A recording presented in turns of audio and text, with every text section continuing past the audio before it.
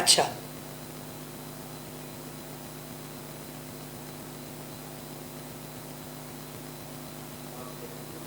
अच्छा, अब ये क्वेश्चन है आपका, क्वेश्चन नंबर 15 आपको नजर आ रहा है, आपके सामने स्क्रीन स्क्रॉल हो रही है।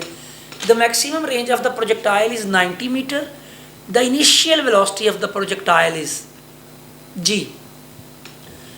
इसको ज़रा देखें, 15 को थोड़ा सा ट्राई करें। मैक्सिमम रेंज का फार्मूला मैं बोल देता हूँ, v i square sine 2 theta over g होता है रेंज का formula. R is equal to, आप लिखें अपने पास, v i square sine 2 theta over g. अब सवाल ये है कि मैक्सिमम रेंज दी हुई है, इनिशियल वेलोसिटी पूछी हुई है, तो क्या करेंगे? ये बोर्ड में आया हुआ क्वेश्चन है।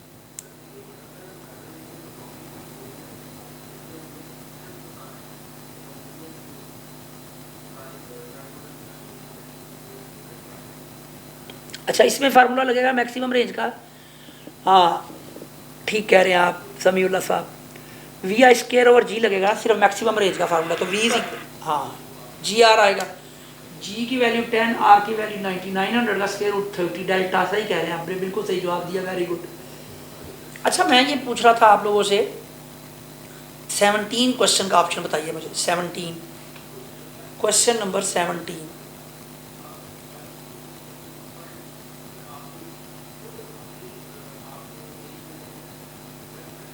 जी।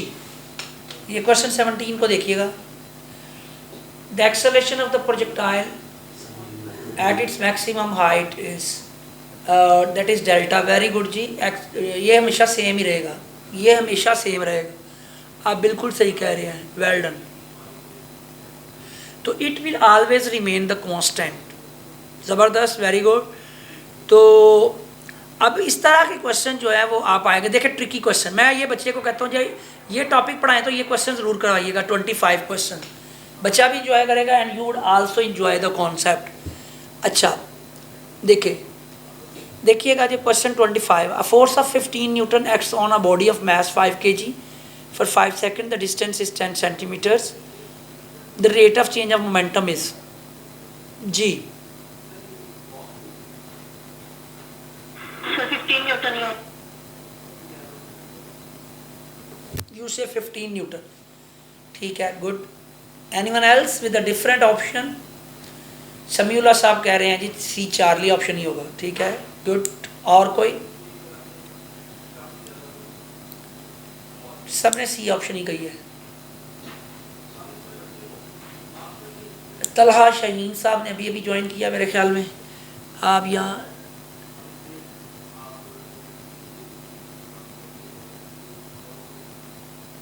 हाँ जी, आप सुन पा रहे हैं मुझे स्टूडेंट्स? Yes sir. सही है जी, ऑप्शन चार्ली सही कह रहे हैं आप, गुड। अब बच्चा क्या करेगा आपको पता है, बच्चा फ़ौरन से क्या आंसर देगा इसका? बच्चा इसका आंसर देगा,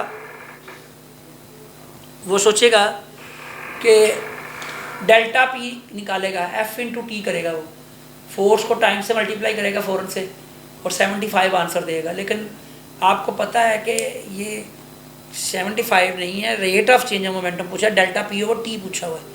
तो डेल्टा पी और डेल्टा टी तो दिया हुआ है क्वेश्चन में, वो तो 15 है। सो इस क्वेश्चन का ऑप्शन चार्ली है, सही है। तो ये मैंने इसलिए ये चीज़ें शेयर की हैं कि अरे आप नहीं से क्वेश्चन पूछ रहे, तो फिर मैंने कहा मैं पूछ लेता हूँ, ठीक है। और अच्छा मुझे ये बताइए, आप न्यू कोर्स के बारे में आपके क्या व्यूज़ हैं? कुछ चीज़ें जो आप पूछना चाह रहे हैं डिस्कस कीजिए फ्रैंकली।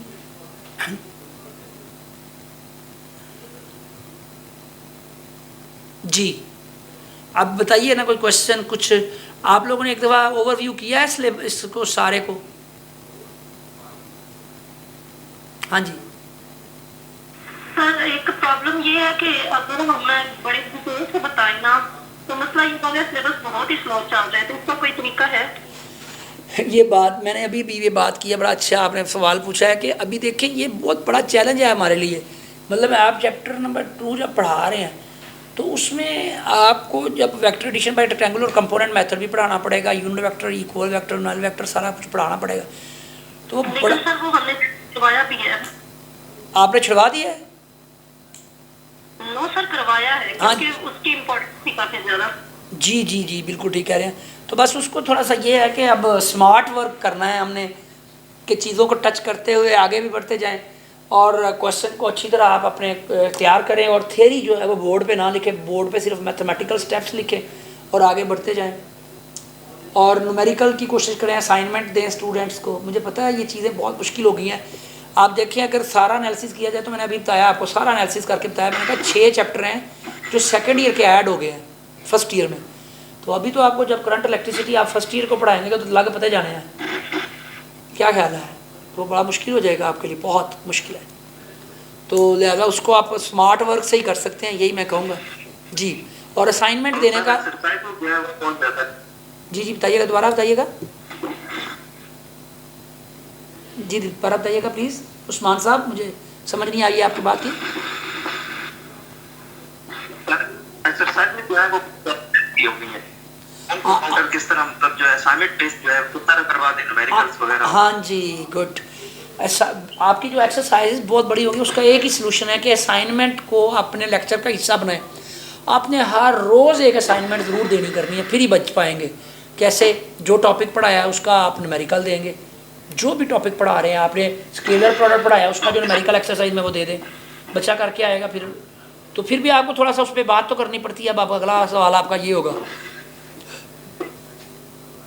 जी सर, कुछ ना कुछ तो मतलब उनको आइडिया देना पड़ता है। हाँ जी, आइडिया तो दोबारा देना पड़ता है बच्चे को, लेकिन ये बेहतर है कि आप चीज़ों को ज़्यादा थोड़ा असाइनमेंट बेस करेंगे तो बच जाएंगे फिर। ठीक है जी। जी, और कोई क्वेश्चन? अच्छा, एक क्वेश्चन तो बताइए मुझे कि क्या एक्शन और रिएक्शन एक बॉडी पे एक्ट करते हैं?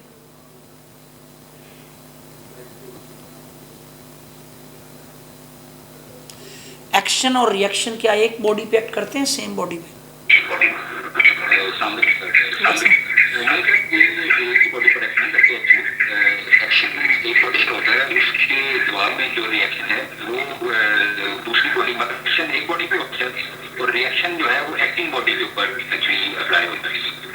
बिल्कुल ठीक है।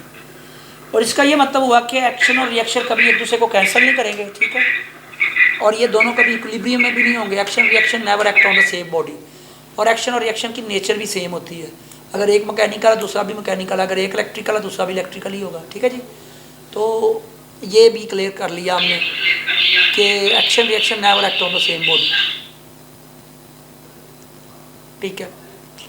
और मैं ये कह रहा था कि छोटे मोटे एमसीक्यू, मुझे पता है अब आप कहेंगे पहले काम बहुत लंबा हो गया, लेकिन एक एमसीक्यू एंड पे ज़रूर करें, बच्चे को ट्रैप किया करें। इसको हम कहते हैं ट्रैप एंड रिलीज पॉलिसी, कि बच्चे को पहले टेक्निकल एमसीक्यू आप दें। मसलन जैसे मैंने अभी क्वेश्चन बताया ना आपको कि आप body is projected at angle of 30 degree with 30 metre per second, time to reach maximum height. बच्चा 2 VI sin theta over g से करेगा। फिर आप बताएंगे नहीं हाइट पे जाने का पूछा है, वहाँ VI sin थीटा ओवर जी। तो ये चीज़ें आपके लेक्चर को बड़ा फैसिनेट कर देती हैं। ठीक है। अच्छा देखें ना, मसलन छोटे छोटे क्वेश्चन है आपके प्रोजेक्टाइल में। क्वेश्चन 72 पढ़े। 2 projectiles are launched at 20 degree and 70 degree with the same velocity. अच्छा, which will have longer range?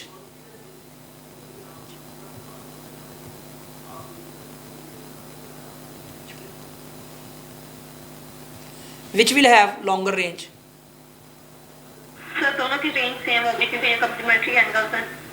हाँ, क्योंकि ये, और अगर आपसे पूछा जाए कि आप ये बताइए 52 डिग्री पे रेंज ज़्यादा होगी कि 39 डिग्री पे होगी?